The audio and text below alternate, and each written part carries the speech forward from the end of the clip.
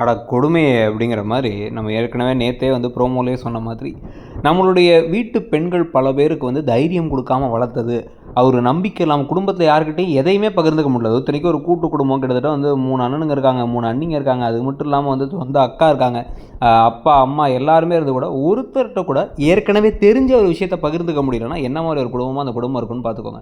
அதாவது இந்த இப்போ உட்காந்து எல்லாரும் பேசிகிட்டு இருக்காங்க. பேசிகிட்டு இருக்கும்போது இந்த பக்கம் குழலிலாம் வந்துட்டாங்க. குழலிலாம் வந்ததுக்கு பிறகு வந்து பார்த்திங்கன்னா இப்போ மருதாணி போடுறதெல்லாம் பேசி எல்லாம் பண்ணிருந்தாலுமே ஒரு மாதிரி பீதியிலே உட்காந்துருக்காங்க அரசி. அப்போ யாரோ கோமதி கால் பண்ணி நான் வந்து அவள் ஃப்ரெண்டு ஆன்ட்டி, அவள்கிட்ட கொடுங்க ஆன்ட்டி அப்படின்னு உடனே டக்குன்னு கொடுத்து பார்த்தா குமரவேல் தான் வாய்ஸ் சேஞ்ச் பண்ணி பேசியிருக்காரு. இந்த மாதிரி நான் எல்லாத்துக்கும் கால் பண்ணுவேன், பிரச்சனை பண்ணுவேன், உன்னை வந்து கல்யாணத்தை நடத்த விட மாட்டேன், நீ என்ன நினச்ச மாதிரி வந்து என்னை பார்க்கணும், பார்க்கலன்னா உன்னை விட மாட்டேன்னு மிரட்டிக்கிட்டே இருக்காங்க.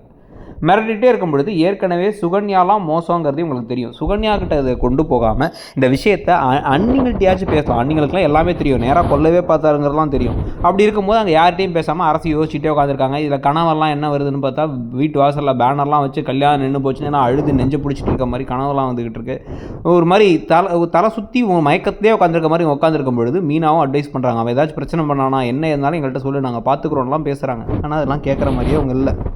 பேக்குத்தனமான ஒரு காரியத்தை பண்ணி ஒரு பெரிய முட்டாள்தனத்தை பண்ண போகிறாங்கன்னு தெரியுது. இதுக்கு நல்ல கதிர்க்காக ராஜி ஒரு ட்ரெஸ் எல்லாம் வாங்கி வச்சா கதிர் அதெல்லாம் போட மாட்டேன், நான் மஞ்சள் கலர் சட்டை தான் போடுவேன்னு அவர் உட்காந்துருக்காரு.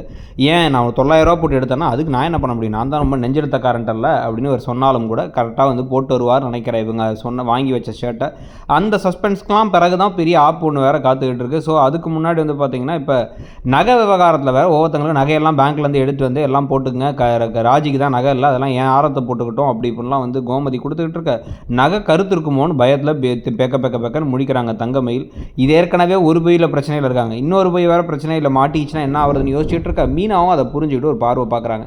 பார்த்துட்டு இப்போ மீனா என்ன செய்ய போகிறாங்க, என்ன மாதிரி ஒரு முடிவு எடுக்க போகிறாங்கிறது ஒரு பக்கம். இதுக்கப்புறம் வந்து பார்த்திங்க அப்படின்னா இப்போ அரசி சொல்ல கேட்காம தனியாக போய் குமரவேலை போய் பார்த்து அவர் கடத்திட்டு போகிறது, அதனால அந்த குடும்பத்துக்கு வரக்கூடிய பிரச்சனைகள், கல்யாணம் நிற்க போதா என்ன நடக்க போகுது அப்படிங்கிறதெல்லாம் வேறு இன்னும் பல கூத்துகள் இருக்குது.